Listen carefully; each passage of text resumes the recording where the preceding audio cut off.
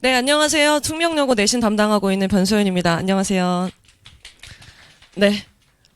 올해가 2024년이잖아요. 제가 처음에 숙명여고 내신 시작한 게 2024년이었거든요. 10주년이에요. 아무런 의미 없지만 10주년입니다. 자, 볼게요. 자, 일단은 숙명여고 당첨되신 거 축하드리고, 자, 이 학교는 일단은 시험 자체의 난이도가 엄청 높다기보다는 1등급 받기가 굉장히 치열한 학교라고 알고 계실 거예요. 일단은 시험 범위 먼저 알려드릴게요. 자, 일단은 이 대치동의 어떤 학교보다도 가장 시험 범위가 다양합니다. 보시면 일단은 4칸으로 예쁘게 만들었는데 사실은 이 모의고사랑 심화독해가 동시에 들어간 적도 있기 때문에 사실은 한 5개 정도의 시험 범위가 있다고 생각하시면 되고, 그 자료집에도 다 나와 있는데 제가 편집은 조금 다르게 한 거니까 화면만 같이 보시면 되세요. 자, 일단은 작년 같은 경우에 이제 요 교과서 2가 그리고 어휘부 교재, 해커스 보카라고 작년에 설정했던 이제 교재고요. 아시겠지만 숙명여고는 제가 10년 동안 가까이 하면서 딱 한 번 빼고는 한 번도 어휘 교재가 안 바뀌었기 때문에 이거를 사실 필기하는 게 크게 의미가 없으시다. 왜? 저거는 절대 오래 안 쓸 거니까. 그리고 오른쪽에 자, 문법부 교재도요. 숙명이 맨날 1학년 때 넣는 시험 범위 중에 하나예요. 자, 이거는 이제 문법부 교재라고 해서 이 문법적인 어떤 단원이 설명되어 있는 교재고요. 여기에서도 이제 시험 범위가 출제가 되고, 그리고 작년에는 올클이라는 부교재를 썼고요. 뭐 재작년에는 EBS 단기 특강이라는 걸 썼는데 역시 그럼 올해는 절대 안 쓰겠죠. 그리고 이제 사실 이 4개 중에서 가장 작년에 관건이었던 시험 범위가 이 심화독해 프린트였는데, 자, 작년에 1학기 중간고사에는 모의고사도 들어가고 심화독해도 들어갔는데 그 이후부터는 이제 계속 심화독해 프린트라는 이름으로 시험 범위가 이제 프린트로 나가는 것들이 있고, 제가 이따가 말씀드리겠지만 실제 열어봤을 때 시험은 여기서 제일 어렵게 나왔어요. 얘가 왜 어렵게 나왔냐면 학교에서 약간 전략적으로 생각하신 것 같은데 항상 맨 마지막 진도예요. 그러니까 학기를 개강하면 무조건 교과서 먼저 끝내고요. 그 다음에 이제 문법부 교재를 끝내고 그 다음에 들어가는 진도가 요거기 때문에 이거는 항상 아이들 느끼기에 시험 날짜가 공지되고 한 2주 전부터 나가는 시험 범위인 거예요. 그래서 그때부터는 이미 여기 많은 범위들을 외우고 하느라 허덕이느라 은근히 요 프린트하는 4개에서 8장 정도 되는 건데 요거를 소홀히 하기 쉬워서 여기서 굉장히 어려운 요약문 문제도 나왔고, 여기서 내용일치 불일치도 굉장히 까다롭게 출제가 됐어요. 자, 그럼 일단은 출제 비율을 보면, 참고로 요거는요, 작년에 1학기 중간고사가 아니고요, 작년 이제 1학기 기말고사 기준으로 제가 써놓은 건데 왜 1학기 기말로만 얘를 써놨냐. 작년에 1학기 중간고사는 뭐 들어보셨겠지만 객관식만 100%였습니다. 그래서 작년 1학기 중간고사에 어떤 일이 발생했냐면 예상하시다시피 안 그래도 시험 난이도가 그렇게 어렵지 않은 학교인데 중간고사에 첫 중간고사에 어머니도 아시죠? 애들 얼마나 파이팅이 넘쳐요. 정말 모든 걸 씹어먹겠다라는 각오로. 밥도 잘 안 먹어요. 먹어도 될 것 같은데 그 정도로 열심히 달려드는데 갑자기 이제 학교에서 객관식만 낸다. 이래서 100점이 20명 이상 나왔어요. 그래서 1등급은 당연히 없고 바로 이제 다음 등급으로 넘어가는 사태가 생겼거든요. 근데 작년에 이상한 게 2학년도 중간고사에는 객관식만 출제가 됐거든요. 그러니까 잘하면요, 올해도요, 첫 중간고사에 객관식만 나올 가능성이 있어요.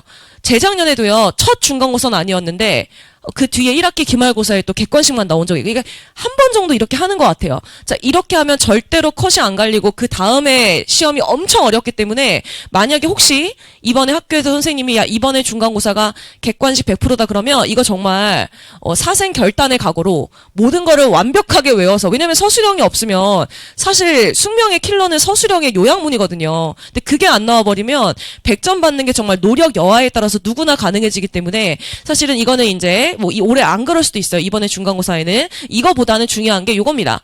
자, 우리 타학교랑 또 숙명여고의 가장 다른 점이죠. 타학교 같은 경우는 부교재가 들어가고 교과서가 들어가면 교과서는 꼴랑 3-4문제 나옵니다. 근데 우리 숙명여고는 이 아까 말씀드렸던 요 4가지 시험 범위에서 정말 25% 출제가 돼요. 그러니까 이게 시사하는 바가 뭐냐면 전체를 다 균형감 있게 공부하는 성실한 아이들이 점수를 받게 하게끔 하는 거예요.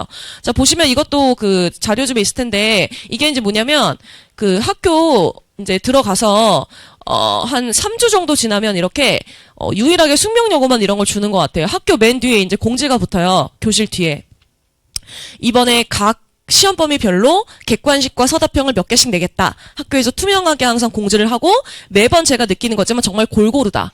자, 보시면 교과서 8과랑 스페셜 레슨 2과 들어가는데 선택형 7과 객관식 7개, 뭐 서술형 1개니까 총 8개고, 뭐 여기 11개고, 6개고, 9개니까 크게 그렇게 다르지 않아요. 그래서 어느 하나에 크게 몰빵해서 내지 않기 때문에 심지어 이 심화독해 프린트 맨 마지막에 거의 한 10일에서 14일 전에 진도 나가는 건데 여기서 무려 9문제가 나오는 거 보면은 지금 가장 메인 범위가 지금 이 올클 수능어법이라는 요 문법 부교재랑 심화독해라는 걸 알 수가 있거든요. 그래서 요거를 이제 잘하는 게 중요하고, 자, 객관식 문제의 특징을 보면, 네, 숙명의 가장 큰 그래도 단점이죠. 우리 근처에 또 여학교 중에 말 많은 또 진선여고, 그리고 경기여고랑 다르게 숙명은 가장 특이점은 변형을 거의 하지 않습니다.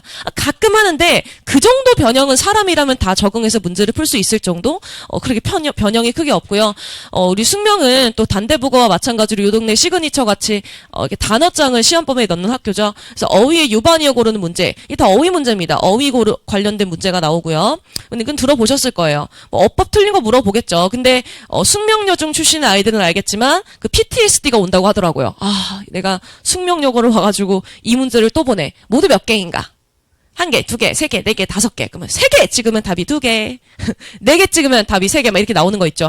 여전히 이렇게 고르는 문제 몇 개인지를 시험에 내고 있고요. 그리고 이 내용일치 추론 문제는 원래 재작년까지는 그렇게 어렵지 않았는데 작년 같은 경우는 그 심화독해 프린트라는 게 들어가게 되면서 그 독해 프린트 난이도가 굉장히 높다 보니까 또 공부를 좀 대충 해요. 아, 이거는 약간 버리자 이러던 바람에 여기서 은근히 까다롭게 객관식에서 틀리게 냈던 문제가 있었어요. 자, 보시면 요게 이제 학교 시험지인데 뭐 대충 느낌만 보면 제가 매번 느끼지만 숙명여고는 어떻게 하면 애들 시간을 부족하게 만들까로 이제 객관식의 아이들의 정답률을 조절하려고 하는 것 같은데 보시면 자 보세요. 이게 오지선다예요. 아시겠지만 OMR 카드에는 오지선다까지밖에 표기가 안 되기 때문에 아무리 숙명에서 애들 보기를 늘리고 싶어도 늘릴 수가 없으니 하다 어떤 방식을 생각해내고 있냐면 한 번호당 문장을 2개씩 넣어야겠다. 자 그러면 한 번호당 2개니까는 총 5개 객관식이니까는 10문장이 되잖아요. 타 학교 같은 경우에 이제 2문제짜리가 되는 거고, 자, 이렇게 보기가 이제 2개짜리인 문장이 들어가 있는 게 4문제에서 5문제 정도가 출제가 되기 때문에 타 학교 기준으로 얘기하면 곱하기 2를 하시면 돼요. 자, 그럼 뭐가 오래 걸려요? 저거는 엄청 어렵다기보다는 시간이 엄청 오래 걸립니다. 문제 푸는데. 그래서 이런 문제가 숙명의 시그니처 문제고, 그리고 이제 오른쪽은 그 제가 말씀드렸던 그 심화독해 프린트 있죠.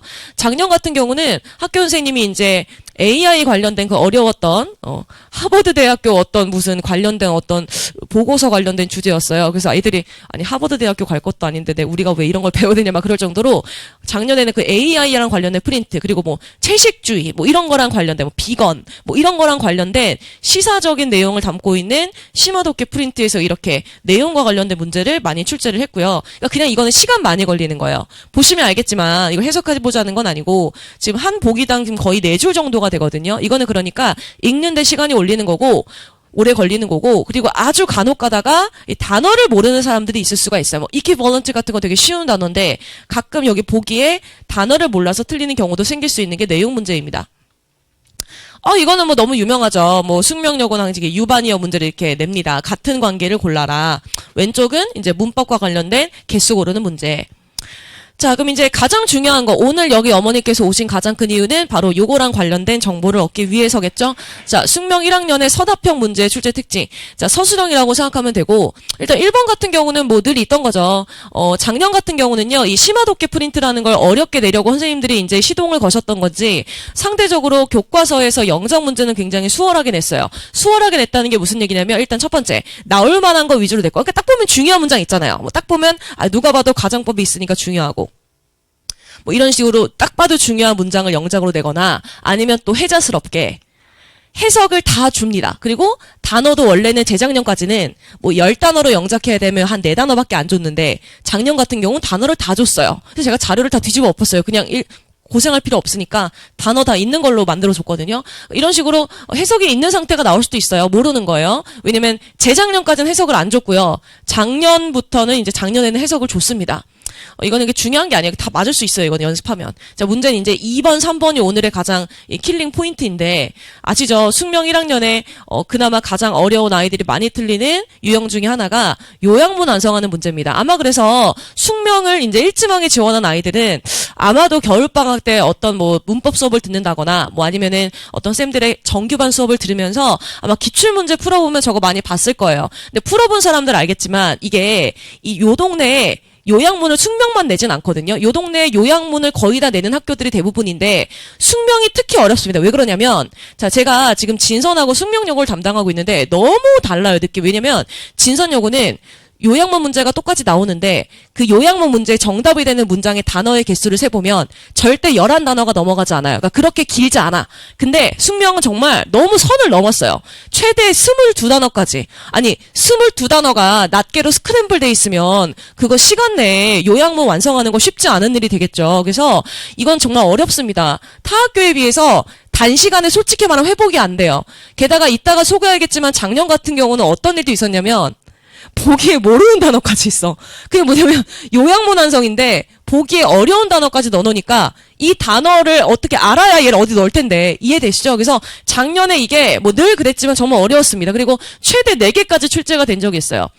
그리고 제가 아까도 말했지만 첫 중간고사가 객관식이 되게 되면요. 무조건 기말이 엄청 어렵거든요. 그 기말 엄청 어려웠을 때 제가 아까 말했던 보기 모르는 단어가 있었던 요양문 나왔어요. 그러니까 우리 인생을 하루만 사는 게 아니잖아. 우리가 첫 중간고사 잘 보고 장렬히 이제 전사하려고 여기 온 게 아니기 때문에 이 학생들도 있으니까 반드시 기억해야 되는 거는 첫 중간고사는 제일 쉬워요. 첫 중간고사는 객관식이 아니어도 항상 쉬웠어요. 무조건 숙명은 기말이 더럽게 어려워요. 그러면 이제 뭐 디스쿨에서 어머니들께서 아니 이렇게 조절을 못할 수가 있냐. 원데이 투데이 시험 문제를 내는 것도 아니고 어쩜 이렇게 쉽게 내고 어쩜 이렇게 어렵게 내서 애들 이렇게 피를 말리냐. 그럴 정도로 중간에 생각하고 공부만 하면 안 돼요. 기말고사 때 아마 이 2번 문제에 관련된 유형이 엄청 어렵게 나올 겁니다. 자, 세 번째. 패러프레이징 문제. 자, 요거는 말이 패러프레이징이지 뭐 이게 저기 뭐 한국말로 번역하면 이제 다시 표현하는 거잖아요. 그러니까 어떤 A라는 문장이 교과서 부분에 있었으면 뭐 이거를 뭐 학교에서 설명하지 않았는데 관계대명사 중에 소유격 관계대명사 중에 whose가 있어요. 아니 이런 건 이제 그러니까 뭐랄까 외워서 풀 수가 없는 거란 말이에요. 아니 교과서 부문의 어느 부분을 뗐어. 그러니까 요거를 다음에 있는 보기의 단어를 이용해서 패러프레이징을 할 때 영어로는 안 나옵니다. 다음과 같이 다시 쓰려고 할 때 어떻게 하면 되냐. 근데 보기에 보니까 너무 눈에 띄는 게 whose가 있어. 그럼 이거 보고 아이들이 어떤 생각해야 돼요? whose가 어떤 식으로 영작이 되는지 구조를 생각해서 단어를 배열해야 돼요. 근데 그 당시에 시험 범위에 whose가 어떤 예문에서 없었단 말이죠. 그럼 이거는 뭐냐면 그냥 평소에 알고 있는 문법적인 지식을 갖다가 녹여내서 푸는 거지 이런 거는 외워서 풀 수 없는 거예요. 그러니까 정리하면 객관식 문제는 외우면요. 아이가 정말 죽을 똥살똥 공부하면 객관식은 다 맞는 게 노력으로 가능해요. 근데 이 서술형의 2번, 3번은 이게 원데이 투데이 노력한다고 막 쉽게 막 갑자기 맞아지고 막 이렇게 되는 게 아니기 때문에 이거를 제가 계속적으로 훈련을 시킬 거고 제가 훈련을 시키는 이유는 1학기 중간고사 때 저게 나와서 맞추게 하려는 게 아니에요. 2학년 때도 내신 하려고 할 생각 지금 있잖아요. 그렇죠? 지금 벌써부터 나는 정시형 인간이야 생각 아무도 없을 거야. 그렇기 때문에 요거 두 개는 계속적인 연습이 필요하다. 단시간에 안 되면 애들이 아예 이쪽 과제는 해오지도 않아요. 요양문 완성 과제는 왜 안 갖고 와? 그래. 그 눈웃음은 뭐야? 그러면 이거는 해도 어차피 안 늘 것 같아. 이런 마인드로 접근하면 이거는 평생 맞을 수가 없어. 그냥 일단은 굴러보는 거예요. 그리고 네 번째, 뭐 이거는 노력하면 맞출 수 있어요. 뭐 어법상 틀린 거 찾으라는 문제는 뭐 다른 학교도 있겠죠. 2번, 3번이 관건이고요. 이겁니다. 지금 보시면 딱 봐도 밑줄이 엄청 길다는 건 요양문의 답이 길다는 거예요. 보기도 굉장히 길었고요. 보세요. 보시면 지금 한국말 줬잖아요. 이거는 교과서 영작하는 거. 이건 쉽게 가자. 다른 게 어려우니까. 게다가 지금 배열만 하래. 뭐 단어 변형하는 것도 있어요. 교과서는 변별력 없이 냈어요. 자, 요게 이제 또 요양문인데 지금 보시면 다 자세히 볼 필요 없고요. 이거 얼마나 짧은 교과서에 제일 앞에 있는 교과서 제일 본문 첫 번째 문장이에요. 정말 안 중요해 보이는. 요거를 다음과 같이 표현하고자 하는데 근데 여기 보니까 오잉 어딨어? C번에 whose 보이시죠? 그럼 이건 뭐냐면 이 C번에 들어갈 말을 여기에 어떤 문장을 좀 찝은 다음에 요거를 whose를 이용해서 패러프레이즈를 해야겠다라고 생각을 하고 접근하는 거고 이런 문제를 맞추는 게 기본적인 문법의 실력이다. 그러니까는 숙명도 지금 워낙 이제 다른 학교에 비해서 1컷이 높아요. 1컷이 너무 왜냐면 그렇게 변형이 되지 않잖아요. 그리고 외부 지문 출제하지 않고. 그러니까 1컷이 아이들의 노력에 따라서 확 올라갈 수 있기 때문에 학교 나름대로의 자구책은 이제 여기서 발생이 되는 거예요. 그러니까 이런 문제는 너 평소에 문법 주입식으로 공식 암기식으로 공부했어? 아니면은 whose라는 게 어떨 때 쓰이는지 그 구조를 알고 공부했어? 이거를 물어보는 거기 때문에 이런 거는 이제 변별력 문제가 되겠죠. 제가 목이 굉장히 잠겨서 죄송해요. 굉장히 남성스러운 목소리가 나는데, 자, 보시면 왼쪽, 보시죠? 이거 너무 선 넘지 않았어? 이거 요양문 완성하는 거예요. 지금 보시면은, 하나, 둘, 셋, 넷, 세 번 한 20개 나옵니다. 여기다도 지금 이제 요양문 완성하는 건데, 자, 보시면은, 이런 문제가 지금 한 학기에 지금 뭐 한 중간고사, 한 기말고사에 막 4개씩 나오기 때문에 이거 시간이 정말 없고요. 객관식을요, 엄청 자동 반사로 빠르게 풀어야 돼요. 그리고 모든 내 에너지와 힘과 시간은 여기 요양문에 들여야 되는 거예요. 자, 그럼 이제 당연히 어머니들께서도 이렇게 시험이 나오면 학원에서 어떻게 시험 공부 대비를 시켜줘야겠어요. 이 요양문을 집중적으로 시켜주는 게 필요하고, 이거는 제가 아까도 말씀드렸지만 하루아침에 극복이 안 되기 때문에 좀 멀리 보고 장기 플랜으로, 왜냐면 2학년 때도 요양문이 많으니까 계속 연습을 하는 게 중요하고요. 이거예요. 제가 봤을 때 작년에 가장 어려웠던 문제, refute. 혹시 지금 학생이 앉아있는데 이 뜻을 알고 있다면 오른쪽 발가락을 들어주겠어요? 들었군요. 자, 오케이. 똑똑한 학생이었어요. 들었어요. 방금 봤어요. 자, refute가 반박하다는 뜻인데 어려운 단어. 이거 고3 난이도 단어예요. 근데 요양문 완성 문제에 여기 보기에 보시면 refute란 단어가 나왔어요. 그리고 게다가 이 요양문에 해당하는 이 텍스트는 아이들이 버릴래! 이렇게 얘기했던 심화독해 프린트에서 나왔던 텍스트를 요양문을 완성하는 문제였어요. 그렇기 때문에 이 문제는 거의 대부분의 아이들이 틀렸다고 하더라고요. 자, 그러면 국어도 어렵대, 영어도 어렵대, 다 어렵다 그러네. 그럼 어떻게 하면 1등급이 나오냐? 일단은 자세가 중요합니다. 자, 1번하고 2번이 이제 자세랑 관련된 건데, 아까 말씀드렸죠? 거의 시험 범위 4개의 편차가 없는 편이에요, 이 정도면. 그렇기 때문에 시험 범위를 골고루 편식하지 않는 게 가장 중요합니다. 자, 우리 아이들이 3월 달에 첫 영어가 든 날이 되면 학교에서 이제 어떤 단어장을 사라고 공지가 뜰 거예요. 그 혹시 나오면 저한테 먼저 연락해 줄 수 있겠어요? 네, 공지가 뜰 거예요. 자, 그러면 그거를 정말 누가 더 먼저 가나 싶을 정도로 좀 레이싱 해가지고 이제 서점에 가요. 그래서 내가 아주 그냥 씹어먹을 거야. 이런 자세로 공부하다가 3주 뒤, 3 weeks later, 3주 뒤에 어떻게 돼? 이제, 단어장 버릴까? 이렇게 돼요. 이 단어장에 특히 아이들이 너무 범위가 방대하고 예문도 외워야 되고 유반이어까지 신경을 써야 되니까 저는 이렇게 생각해요. 첫 중간고사 때는 학원을 조금 다녀보시고 아이의 그 공부 습관을 잡는 게 되게 중요해요. 왜냐면 이게 혹시라도 혼자 있다가 첫 중간고사에는 자료도 어머니들께서 유반이어 문제를 어떻게 만들어 주실 거예요. 그렇기 때문에 처음에는 그 자료를 좀 받아가면서 시험 범위를 골고루 공부하는 게 중요하고, 그리고 저희 수업의 가장 장점이에요. 뭔가 장점이 있어요. 어머니들께서 수강하시겠죠? 자, 여기 모든 대치권에, 여기 대치권에 있는, 제가 어학원까지는 모르겠어요. 거긴 잘 아는 사람이 없어서. 단과 선생님, 숙명여고 가르치는 사람 기준으로 누적 복습을 처음으로 도입한 선생님이에요. 작년부터. 자, 제가 이런 생각이 들었어요. 제가 작년에 어머니들한테 설명하면서 저 관리 되게 잘할게요. 매번 교과서 본문하고 부교재랑 어디까지 암기되어 있는지 체크할게요를 했어요. 그랬더니 이게 생각보다 효과가 없는 거예요. 왠지 아세요? 봐봐요. 자, 첫 주에 아이가 외워야 될 분량을 외운 거를 다 체크했어요? 그럼 뭐예요? 까먹잖아요. 이해되세요? 제가 여기서 굉장히 회의감이 왔어요. 이게 매주차 그냥 외워야 될 분량을 외우는 걸 확인하는 거는 굉장히 누군가에게는 있어 보이는 관리겠지만 이건 솔직히 말하면 그렇게 의미가 없을 수 있겠구나. 왜? 다 까먹거든. 그리고 우리가 영어만 하는 게 아니고 국어도 가고 그리고 수학도 가고 과학도 가기 때문에 사실은 이 복습을 아이들 혼자는 정말 절대로 못하는 것 중에 하나더라고요. 그래서 일단은 복습을 시키고 있고, 복습하는 방식은 뒤에서 알려드릴 건데, 솔직히 말씀드리면 이 복습하면서부터 솔직히 말할게요. 매 중간 기말고사당 2명씩 그만둬요. 왜냐면 너무 힘들대. 그래서 제가 이제 회유를 했죠. 근데 안 하기도 못하지 않냐, 나도 열심히 하려고 하는 건디. 그랬더니 애가 동영상 들어도 되냐.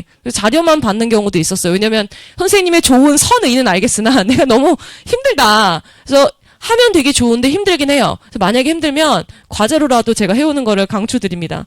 자, 어휘는 당연히 예문, 유반이어 이거 너무 잘 알고 있을 거고. 4번째, 여전히 숙명여고는 그래도 문법을 많이 냅니다. 문법 단독 문제만 6개에서 7개가 되기 때문에 그 많이 내는 문법 패턴 같은 것도 잘 정리하면 좋고, 이건 다 수업 때 얘기합니다. 5번, 시간 엄청 부족해요. 객관식을 빠르고 정확하게 풀고 무조건 모든 힘과 에너지는 서술형 요양문 완성에 넣어야 됩니다. 그래서 요양문 꾸준히 해야 된다. 테스트 방식. 선배들 중에 제 수업을 들었던 학생들은 자동 반사라는 말을 했을 거예요. 자동 반사는 자동 반사적으로 문제를 빠르게 푸는 걸 테스트하는 거예요. 시험을 어떻게 보냐면, 그러니까 오자마자 1회차 수업 때는 시험을 안 보죠. 진도 안 나갔으니까. 2회차 수업부터 테스트를 보는데, 제가 원래 작년까지는 이렇게까지는 안 했는데, 이게 애들이 실전 연습으로 안 하면, 아까 어를 타더라고. 그래서 제가 테스트를 볼 때 이게 화면에 아주 부담스럽게, 아시죠? 구글이 아니고 뭐지? 유튜브에 보면 초시계 지나가는 거 보이는 거 있죠. 뭐, 20, 19, 20, 18 이렇게 줄어나가는 거, 이렇게 타이머를 제가 켜놓을 거예요. 아니, 이렇게 안 하면 애들이 시간 관리를 전혀 못 하더라고. 이렇게 해가지고, 지문 암기한 거, 여기서 또 요약문 테스트, 요약문도 시간 내에 푸는 거랑, 집에서 느긋하게 커피 한 잔 먹으면서, 이어폰 귀에 꽂고, 완성하는 거랑 완전 다르거든요? 그리고 이제 두 번째는 뭐냐면, 저희가 진도 끝나고, 그러니까는, 얘 1번 시험지는 오자마자 보는 테스트고, 얘는 그날 수업 9시에 끝나면 그 뒤에, 보는 테스트예요. 이거는 문장 전체를 암기를 확인을 하는 시험이에요. 세 번째, 어휘 복화 시험 봐야겠죠? 유반이요, 예문 암기 확인하는 거고, 이제 네 번째가 지난주 복습하는 거. 그래서, 자, 우리 말로는 설명의 자료집에 3시간이다라고 적혀있지만, 거짓말이에요. 거짓말. 그래서 애들이 보통 저 4가지 시험을 다 소화하고 가야 되기 때문에, 근데 저거 안 하면 관리가 안 돼요. 저거 다 밀리기 때문에 보통 애들이 4시 반부터 와. 그냥 끝나고 일찍 오더라고. 4시 반부터 올 수 있더라고요. 제가 수업하는 요일이, 여기가 수요일이죠. 4시 반부터 와서 제일 늦게 가는 데는 10시 5분에 저랑 경비실 아저씨랑 같이 손잡고 가는 경우까지 봤어요. 그래서 원래 정규적인 이제 수업 공지는 6시부터 9시라고 하지만 절대 거짓말이다. 이거는 절대 거짓말이고, 늦게 끝납니다. 10시엔 당연히 끝납니다. 자, 넘어가서 무섭죠? 철저한 복습 관리의 결과 성적이 오르거나 포기하고 그만두고 나가거나 둘 중에 하나입니다. 보시면 이제 왼쪽에 있는 게 해커스 복화라는 작년에 최다 오다 이게 뭐냐면, 제가 여기랑 시대인재 수업을 같이 하다 보니까 인원이 꽤 되다 보니까 모집단이 어느 정도 형성이 됐어요. 그래서 거기서 저희가 테스트를 보고 이 번호 틀린 거를 체크를 다 하거든요. 저희 조교가. 그래서 이 틀린 번호를 시대인재반이랑 여기랑 다 모아서 가장 많이 틀린 어휘만 다음 주에 복수 테스트를 보는 식으로 해요. 이거 전체 다 볼 수는 없어요. 이 전체 다 보면은 저랑 한 10시간 합숙해야 돼. 그건 안 되니까. 영어만 하는 게 아니니까. 그래서 그렇게 해서 아이들의 정답률을 높이고 있고, 그리고 이제 두 번째는 이제 영작 테스트고, 요건 자동 반사라는 테스트입니다. 요약문 같은 게 있네요. 요거는 저랑 전주에 배웠던 지문이고, 자료가 굉장히 예쁘게 잘 나갑니다. 저는 제가 학원 강사라는 생각을 애초에 버린 것 같고, 저는 공장을 운영하는 그냥 공장장이에요. 그냥 자료 만드는 간의 수공업자라고 생각하고, 제 대학교를 이화여자 대학교를 나왔는데, 저희 이제 먼 후배 중에 학원 강사 하고 싶다는 애들이 있어요. 근데 걔네 말에 저희를 보면 앞에서 주목받고 싶은 것 같은데, 그럼 내신 강사는 하지 말라 그랬어요. 앞에서 주목받고 멋있게 강사 생활하고 싶으면 고3 강사를 하는 거고, 아이들을 위해 희생하려면 마인드셋이 잘못됐다. 넌 지금 유명세를 타려고 하는 그런 마음으론 학원 강사를 시작하면 안 된다. 제가 그런 말 했는데, 자료를 정말 잘 만들어줘야 되고, 이건 다 제가 직접 만들어야 되거든요. 이건 이제 제가 애들 관리하는 편인데, 이거는 이제 방학 때 했던 거고, 내신 때는 애들이 또 인원이 더 많아지기 때문에, 구글 이제 시트라는 형식으로 이제 저희가 아이들을 관리를 해요. 그래서 저희 조교들과 제가 중간중간 구글 시트에 이제 아이들이 어느 정도까지 성취도가 반영되는지 작성을 하고 있고, 이렇게 하다 보니까요, 제시에 안 온 애들과 온 애들이 명확하게 구분이 돼요. 지금 X한 애들이 제시보로 안 온 애를 제가 표시한 거거든요. 자, 그래서 제가 좀 미리 공지를 할게요. 제가 이걸 작년에 공지하지 않았더니 이걸 악용하는 사례가 있어서, 자, 꼭 알아주셨으면 합니다. 2가지를 좀 공지 드릴게요. 제가 수업을 참 잘합니다. 수업을 잘하고요. 아주 귀에 쏙쏙 꽂히지 않습니까? 그쵸? 그리고 직접 제 시간을 써서 클리닉을 제가 직접 하는데, 이따가 알려드리겠지만 월요일부터 금요일 3시부터 6시가 매번 클리닉 시간이에요. 근데 제시마저도 제대로 오지 않는 아이들이 가끔 있어요. 고등에서 어머니들께서 이 수업 되게 관리가 잘 되네? 이거를 느끼시려면 적어도 학생이 어느 정도는 참여 의사가 있어야 돼요. 자, 그래서 3번 이상 강사나 조교가 연락을 했는데도 오지 않으면 퇴원을 시키기로 결정했습니다. 혹시 부득이한 사정이 있으면 제발 미리 말씀만 해주시면 돼요. 그리고 원칙은 제시는 무조건 직접 와서 보는 거. 자, 이게 첫 중간고사다 보니까 절대 긴장감을 놓을 수가 없어요. 정말 첫 중간고사 잘 봐야 또 기말고사도 준비하고 싶은 사람이 마음이 들거든요. 첫 잔추를 잘 껴놔야 되기 때문에 웬만하면은 와서 직접 제시를 보고 제가 확인을 할 건데, 자, 근데 실제로 이게 지켜질 수가 없어요. 왜냐면 3주차 이상이 넘어가면 모든 학원에서 이제 다 압박이 들어와. 뭐 통과에서도 클리닉 오라 그러지. 저기 뭐 국어학원에도 클리닉 때문에 못 나오고 있다, 갇혀 있다 그러지. 그래서 이게 현실적으로 사실 불가능해요. 그래서 지나치게 바쁘거나 막 아파. 이 사람이 이 정신적인 스트레스를 받으면 몸이 아파요. 그래서 어머니들 꼭 기억해. 3, 4주차가 고비예요. 자, 여기를 잘 넘겨야 돼요. 이때 아이를 유심히 잘 관찰하고 이때 잘 해줘야 돼요. 저도 실제로 3, 4주차가 되면은 더 잘해줘요. 더 예쁘게 말하고, 그러니까 예를 들면 아이가 뭐 숙제를 안 해왔어. 그리고 애가 숙제 검사하러 갈 때 표정이, 일단 본인이 안 해왔으니까 본인도 표정이 어떻겠지 이러고 있으면, 제가, 으이구, 이러면서 볼을 만진다던가, 머리를 만져. 그럼 애가 이래요. 안 감았어요. 괜찮아, 나도 오른손잡이야. 그랬어요. 이해하셨어요, 이 개그를? 이렇게 얘기를 하면 애들도 이렇게 웃고 그래요. 그래서 저도 웬만하면 3, 4주 차에는 더 사랑으로 품으려고 해요. 근데 이제 문제가 뭐냐면, 선생님, 저 자가 테스트 볼게요라고 문자가 띡 와. 근데 어머니는 제시 안 갔나요? 어머니는 놀라서 지금 갑자기 어지러웠어. 이렇게 하면 관리가 안 된다고 하시면 저희 측에서 매번 양쪽 회사를 물어봐야 되기 때문에 부탁드리지만 저도 잘 관리하려고 하는 의도로 말씀드리는 거니까 어머니랑 학생이 좀 합의해서 자가 테스트는 결정해 주시고요. 퇴원시킨다고 하니까 이거 제가 시대인자에서 어제 설명하고 왔는데 어머니들이 퇴원? 너무 잔인한 것 같은데. 안 잔인해요. 절대 차가운 저는 따뜻함이 있어요. 자, 볼게요. 자, 작년에 있었던 실화예요. 선생님, 저 내일 일찍 가서 보면 안 될까요? 왜냐면 이미 2번 펑크를 내신 분이야. 그래서 다음날 선생님, 그냥 금요일, 내일이 됐는데 금요일 6시에 제시받아도 될 거. 이거를 5시 22분에 얘기했어. 그럼 제가 선을 넘었다고 싶은 거예요.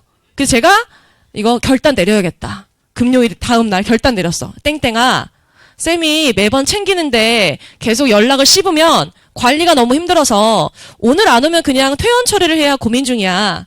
잘 생각해보고 전화해. 그때 아이가 사태의 심각성을 파악해요. 선생님, 저 핸드폰을 학교에 두고 와서 오늘 다들 바꿔주니까. 그래서 네, 죄송하지만 완전히 바뀌진 않았다. 그래서 조금 지각을 했다. 그래서 살렸어요, 이 아이를. 그래서 이 아이가 등급이 올랐어. 이런 게 강사의 보람이죠, 그렇죠? 이미 잘하는 애들은 그냥 어디 가도 잘할 거고요. 이것도 되게 저 딴에는 말을 되게 몇 번 지우고 쓴 거예요. 왜냐면 너무 예쁘게 말한 것 같잖아요? 너무 힘들어서 고민 중이야. 이렇게 하면 아이도 이제, 아직은 뭔가 픽스된 건 없구나. 그래서 따뜻함이 있습니다. 아니, 애들 다루려면 어쩔 수가 없어. 그러니까 이렇게라도 해야, 아시잖아요. 범위가 이렇게 많은 학교는 그 주만 놓쳐도 정말 이게, 정말 디제스터가 되거든요. 자, 그래서 자료 또 보여드리면 예쁘죠? 작년에 이거를 줬더니 이 여자는 유령인 거냐고 하의가 없다고 너무 애들 너무 귀엽지 않아요? 애들 진짜 귀엽죠? 그러고 보니까 하체가 없어. 보시면 그래서 뭘 했냐면 1학기 중간고사 시험 공부를 하다 보면 이렇게 유형이 된다고 이런 얘기하고 아무튼 그래서 이건 뭐냐면 작년에 그 어휘 부교재랑 관련된 워크북 예를 들면 이제 유반이어 연습하기 본인이 연습해와야 테스트를 볼 거 아니에요. 테스트를 띡 주지 않고요. 테스트랑 비슷한 형식의 자료를 줘요. 용지 사이즈만 달라. 시험지는 B4고 얘는 A4 중철. 그래서 여기에 유반이어 문제, 어휘 표제어 쓰는 거 문제, 아니면 위에 있는 예문이랑 아래쪽 한국말이랑 1대1 대응 안 되는 거 X하고 마르게 고치시오. 그래서 테스트를 보는 방식과 유사하게 과제가 나가기 때문에 연결성이 있어요. 그냥 테스트만 다음에 보는 게 아니야. 그리고 여기는 교과서 파이널, 여기는 필기 자료인데, 어머니들 가끔 학원들 보면 고생스럽게 애들 막 학원에 와가지고 막 필기시키는 학원이 있어요. 저는 그거는 진짜 아니라고 보거든요. 선생님이 조금만 노력하면 아이들 필기 안 시켜도 되는데 필기에다가 형광펜까지 해드리고요. 아이들 와서 엘레강스하게 들으면서 보면서 문장 외우게 시켜요. 그러면 또 시간이 세이브가 되거든요. 그래서 필기 자료는 다 전범위를 드립니다. 이거는 특히 어떤 걸 애들이 좋아했냐면 교과서 본문은 다른 학원도 이렇게 필기해준 학원이 있나 봐요. 근데 그 문법 부교재는 특히 필기해주니까 겁내 좋아하더라고요. 수업 시간 2개 있고요. 보시면 주의사항이 있는데 미탐이 먼저 개강이에요. 시대가 나중에 개강이고 시간이 좀 달라요. 시대는 2시예요. 낮이에요. 졸리겠네요. 이때 뭔가 지금 생각 보니까 하나의 방책을 마련해야겠다는 생각이 드는데 미탐은 6시예요. 근데 제가 3시부터 상주하고 있어요. 애들 왜냐면 제시도 봐야 되고 클리닉 질문하러 온 아이도 있으니까 클리닉은 매일 월부터 금요일까지 3시부터 6시가 고정이다라고 생각하면 되고 강의실은 아직 시대랑 여기랑 같이 지금 강의실 둘 다 픽스가 안 되기 때문에 강의실이 픽스 되면 알려드릴 거고요. 자, 마지막으로 3개만 정리하면 오늘 잘 들으신 겁니다. 첫 번째, 자, 특히 첫 중간고사 혹시 객관식만 나올 수도 있어요. 특히 첫 중간고사는 굉장히 쉽다고 여태까지 통계적으로 그렇게 나와 있기 때문에 실수하는 순간 끝이니까 무조건 첫 중간고사는 반복 관리시켜주는 학원, 특히 복습이 되게 중요한, 이걸 잘해주는 학원이 적당합니다. 두 번째, 필기 고생스럽게 베끼게 하는 수업은 웬만하면 진 빠지니까 지양하시고, 세 번째, 가장 중요한 거죠. 요양문은 훈련하면 이거 맞아지거든요. 그러니까 이 부분과 관련된 자료를 은근히 안 만들어주는 학원도 많은데 잘 만들어준 학원으로 가세요. 자, 그럼 결론이 뭐냐? 그냥 저한테 오시면 되겠네요. 그렇죠? 네, 감사합니다. 네, 하나 더 있어요. 하나 더 있어요. 이거 하나 읽어줘야 돼. 천사 같은 아이들. 이게 오늘 가장 중요한 포인트. 자, 오늘 아시죠? 우리 아이들이 내신 때 굉장히 예민해집니다. 굉장히 예민하고, 아까 말했죠. 마의 3자주차 때 아이들이 가장, 아니, 우리 딸이 왜 저러지? 그럴 정도로 어머님들께서 힘들어 하시는데, 다행히 우리 아이들이 사회성이 굉장히 발달돼서, 학원 선생님 앞에서는 절대로 그런 모습을 보이지 않아요. 그래서 제가 잘 달래가면서 하면, 또 막 뿌잉 하면서 울면서, 이제 안 그럴게! 막 그러고 막 그래요. 그래서 제가 충분히 잘 다룰 수 있는 천사 같은 아이들이기 때문에, 제가 잘, 가르칠 거고요. 그리고 이 내신의 가장 큰 문제는 1학기 중간고사 끝나고 나서, 생각보다 점수가 안 나오는데 학원을 옮겨야지라고 하는 순간, 모든 과목이 다 꼬여버립니다. 그래서 제가 가장 할 수 있는 잘하는 일은 좋은 결과를 만들어서 한 수업에 정착할 수 있도록 최선을 다하도록 하겠습니다. 네, 감사합니다.